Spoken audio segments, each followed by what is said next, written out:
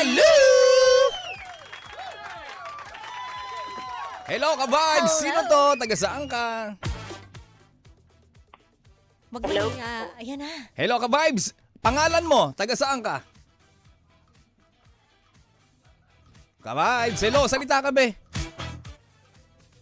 Hello? Be, sabihin mo. May po, may. Ah?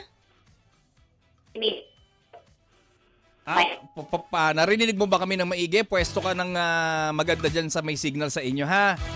Ulit, ano ang pangalan mo? Taga saan ka? JVR po. JBR. JVR. Taga saan si JVR? Maynila po. Maynila. JVR, anong atin napatawag ka? Wala lang po. Gusto ko lang i-share. Sige po. Pwede pong JBR, pahinaan ng monitor mo kung nakikinig ka sa radyo o nakikinig ka sa live stream namin. Makinig ka na lang dito sa phone na gamit mo mismo. Okay? JVR? Wala po kong pinapakinggan na radyo. Wala. Bakit ka galit? Char. Usap lang to, be. Easy. Ayan. Medyo nagpi-feedback kasi at medyo garalgal. Oo. JVR, pwesto ka sa magandang may signal, ha? Yung walang harang. Okay na po. Ayan! Nakuha mo ang tamang posisyon! Yan! JVR! Kung ano man yan gusto mo i-share, i-share mo na! Ang mga lalaki na kahit bigay yung best, kakaliwa pa rin. Okay, gusto mo i-share sa amin na ang mga lalaki, gine-generalize mo ba na kahit anong best ang ibigay mo ay magloloko at magloloko pa rin? Oh. Ano ba ang nangyari sa'yo? Ba't nasasabi mo yan, JVR? Saan nang gagaling yung hugot mo na yan? Baka parehas tayo ng hugot.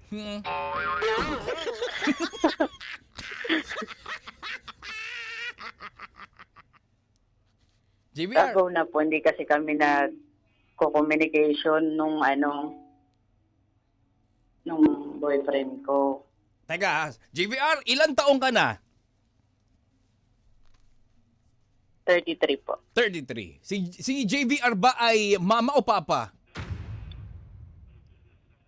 Single man po. Ha? Single man po. Single mom. O, mama siya. Oo. JVR, ano ba ang nangyari sa'yo dito sa karelasyon mo? Naghiwalay ba kayo? Kayo pa rin? Naghiwalay dahil nagloko? Ang paramdam ay worried po. Sorry, ano po ulit? Paulit? Wala na siyang paramdam 1 week po. Wala siyang paramdam. One week na. Oh. Gaano na ba kayo katagal ng iyong boyfriend? 2 months. 2 months? 2 months pa lang bago, so hindi niya pa kabisado talaga to. Kasi kapag matagal na kabisado mo bakit di nagpaparamdam? Anong problema? JVR, itong boyfriend mo, hindi siya yung tatay ng anak mo, tama? Hindi po. Okay. Hindi po. Saan mo nakilala at kailan mo nakilala tong lalaki? Comelec po. Omelette. Sa dating app? Okay. Parang ito yung magka-video. Comelec po. Oo. Hindi sa apps po, sa Comelec po. Comelec! Sorry na, Sorry naman, ha? Bakit alam natin yung omelette? Ewan ko. Ginaya lang kita. Huwag mo sa akin isisiyan. Wala akong kalam-alam. Alam ko lang omelette. Buwisa yan, Comelec pala. Sorry po, sorry. Oh. Ano nangyari sa Comelec? Paano mo nakilala to? Taga-Comelec ba to? O ano? Ano ba, napadaan ka lang doon? Oo, Ganon? Ano yun? Organic encounter? Comelec pala. Yung kaibigan ko noong time, tapos ayun, nagkabanggaan. Organic encounter. Oo. So Okay. yun, hindi niya ako tinigilan hanggang sa sinundan na ako, umalis ako. Sabi niya, sa kaibigan ko, kinuha to niya yung number ko. Sabi ko, bakit? Pinigay mo naman. Kasi yun na, ang kaibigan ko, tinuro ng trabaho ko. Nagparehistro ka ba doon nang pumunta ka? Hindi po, kasi naman, Sinamahan niya. yung kaibigan ko. Yung best friend niya. Okay. So, ibig mong sabihin, 2 months kayo in a relationship, gaano kayo katagal nagkakilanlan Oo, o yung nanligaw ligaw. sa'yo?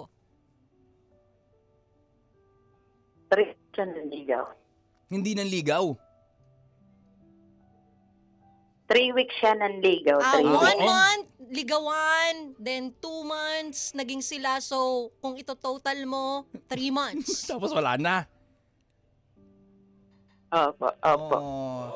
Teka lang, bakit kayo humantong sa ganyang sitwasyon? Ano ba, hindi na siya nagparamdam? Hindi na siya nagre-reply sa'yo? O ikaw ang kusang lumayo? Ano nangyari? Ano yung last convo nila? Yung situation na pinagmula noon? Mm-mm. Inopen ko kasi sa kanya. Sabi ko, nabuksan ko yung cellphone mo. Ang dami kong nakita. Sabi ko, ano ba to kako? Tuloy pa ba o hindi? Hanggang sa yun na, yung conversation namin na last na, yun ang message ko. Hindi na siya nag-message sa akin o nagparamdam. Teka, nabuksan mo ang cellphone ni ex mo. Ano ang nakita mo sa cellphone niya? Yun nga, marami siyang ka-chat. Marami siyang ka-eyeball na hindi ko alam. Pinagsabay-sabay niya pala yung mga babaeng kausap niya. Tapos, Kasama nagulat ka ako nung dun? date yung apo. Ganun na nga. Yun lang. Wala na, finish na. Anong tanong mo ngayon, JVR? Wala lang po, shinel ko lang. Pero hindi ka naman naasado na babalikan ka pa niya o may pag-asa pa kahit konti na magiging kayo ulit? Hindi na po kasi 1 week yun. 1 week na hindi nagparamdam. Ano pa expect ko po? Oo. At saka nahuli ko naman siya na ganun. 3 days pa nga lang, yun talaga yung ultimatum eh. Sa loob ng 3 days, dun mo makikita ano ba talaga ang intensyon ng tao. Di tsaka, napurnada mo na yung laman ng cellphone niya na hindi lang pala ikaw yung kinakausap at dinidate eh. Marami pala kayo nakapila. Di ba? Sabay-sabay pa kayo. Masakit, JVR? Siyempre, meron po. Kiro. 1 to 10. 1 to 10. Scale of 1 to 10. 10 yung highest. 8. 8? Love mo. Oo. Para sabihin mong 8. Sa bagay, ang babae naman kasi talaga madaling ma-in love. Sa loob ng 2 months na po, sa loob ng 2 months, na-meet ko yung parents niya, mga kapatid niya. Which na nakapupunta naman ako sa bahay niya. Kaso lang, habang tatagal kami, yun nga, nakita ko yung mga combo niya. Kasi noong time na yun, lasing siya. Nabuksan ko yung cellphone niya. Sabi ko, shock, bakit ganun? Kaya nasabi kong gano'n na may mga lalaki talagang hindi makontento. Na ibigay mo na lahat ang best. Ang lolokohin. Yun lang. Nataong ka, JVR, sa isang lalaki na hindi nakukontento at parang hindi pa tapos sa pagkabinata niya. Collect and then select, di Ang ba? age na po is 42 na. Yung lalaki, 42? Sa bagay, wala sa edad yan eh. Hindi naman natin, hindi tayo magiging subjective pagdating dyan. Ano? Wala sa edad ang pagluloko at ang pagiging immature. Pero yun nga lang, JVR, nagkataon kasi na nakilala mo to. May tanong pala si DJ Main, kanina niya pa sinasenyas. May nangyari daw ba sa inyo? Hello po. JVR, may nangyari daw ba sa inyo nito ni ex mo? Siyempre meron po. Anak, so, wala, hindi ko sabihin, wala. O kaya Yun medyo talaga, medyo may mabigat, may attachment. So, Ganun pa naman kami mga babae. Kapag may nangyari at binigay na namin, ibig sabihin, we trust you. Oo. Pero anyway, wala na tayong masyadong ibibigay kay JVR kasi wala na rin naman na kayo. Ano? Pero ang atin lang, may maiebas ka ba dito kay JVR? Oo, ako para sa lahat, hindi lang kay JVR. Wala namang masama. Oo, siguro nangyari yun dahil may gustong iparating sa'yo si God. Si Universe. Oo, si Universe na hindi ito yung para sa'yo. Pero para sa akin dapat di tayo nangingialam ng privacy ng bawat tao. Cellphone. Ng cellphone. Kasi minsan, tayo yung nagbibigay ng ikakasakit natin. At yung taong ganyan, magbabago yan kung gusto niya magbago, hindi dahil gusto mo. Hindi ko sinasabing tama yung ginawa niya, marami siyang mini-message, pero nasa sa kanya na yun eh. 'Di ba? At least ikaw, during nung kayo, binigay mo yung totoo, nagpakatotoo ka. Pure yung intention mo. Hindi lang basta gusto mo lang ng atensyon at pagmamahal. Kundi siguro ikaw, hanap mo is yung stable na makakasama mo pang habang buhay. Yun nga lang, malas mo, natagpuan mo yung ganitong lalaki. Pero swerte mo. Dahil hindi ka nagtagal sa kanya. Kasi kung magtatagal ka dyan, kawawa ka.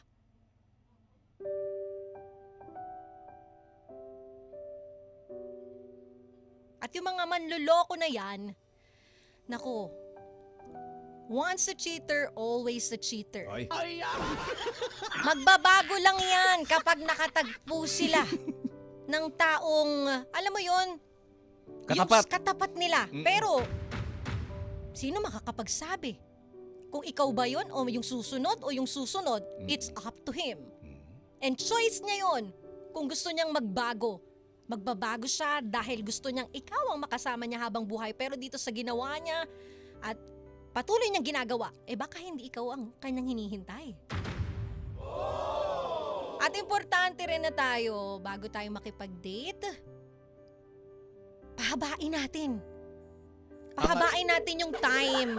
Time na kinikilala natin time. yung tao. Kala ko ano pa ba? Oo. Ay, totoo naman kasi mas magandang kinikilala mo ng mas matagal yung tao, mas nakakabisado mo siya. Through his action, through his words kung nagmamatch. Kesa yung ganito kabilis.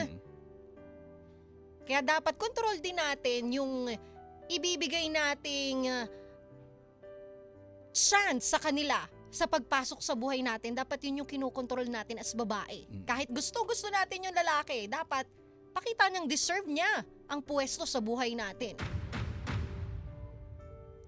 Kaso nawala si Oo nga.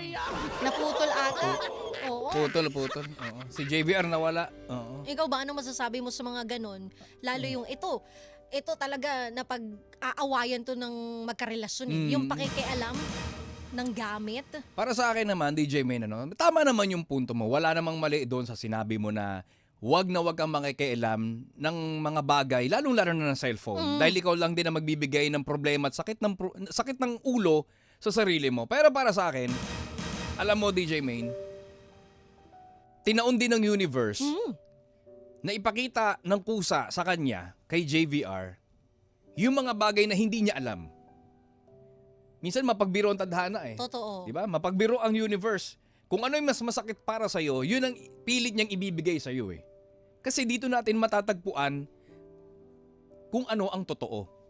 May mga bagay kasi tayong hindi nakikita at naririnig. Pero gusto tayong ilayo ng langit, ng Diyos sa mas malaking kapahamakan. Kaya kahit napakasakit, dadaan at dadaan tayo dito.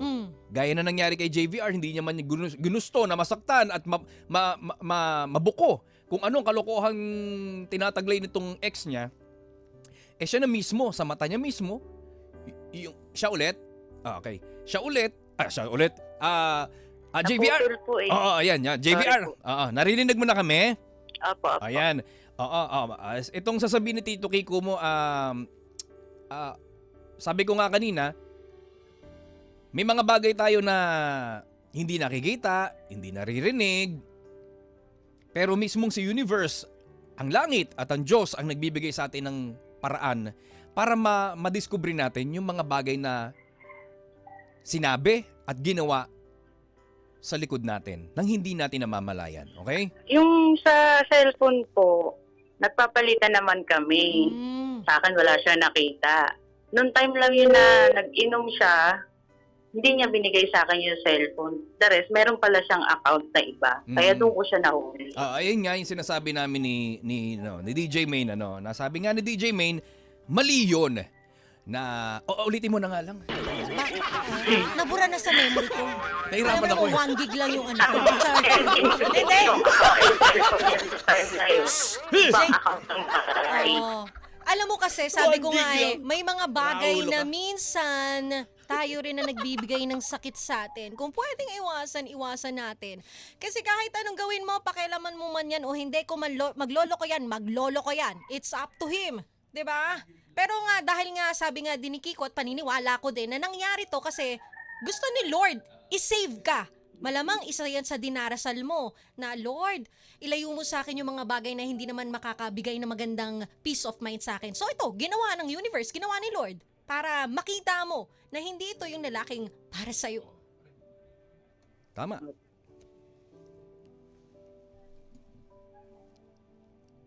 Siguro, JVR, magiging na lang to. Isang napakalaking aral para sa'yo na may mga taong nakalaan at may mga taong dadaan lang. 'Di ba? Para turuan tayo ng leksyon. At sa pagdaan at pag-alis din ng mga taong makikilala natin sa ating buhay, dito tayo mas lalo nagiging matatag, 'di ba? Opo.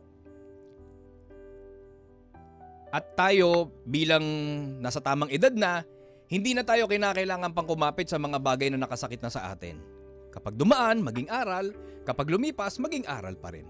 At sa mga susunod na darating na taong makikilala natin, mas lalo nating paiigtingin yung kapasidad natin na kilatisin muna yung taong gustong pumasok sa buhay natin. Di ba, JVR? Oo. Tsaka alam mo, natutuwa kami kasi pinagkakatiwalaan nyo kami ni DJ May na kahit kami mismo imperfect din yung Hindi naman aming perfecto. Oo, imperfect din yung aming mga naging relasyon, yung aming buhay. Pero nasasabi namin sa inyo to dahil we've been there. Done that. Done that anywhere. Same channel, same frequency chart. Mga ganon. Oo. So JVR, siguro mag-focus ka na lang muna kay kay Junakis mo. Ilang taon na pala yung anak mo? Ilang taon na? 16? 16 ba? 16? Po 14 po. Magpo-40. 14.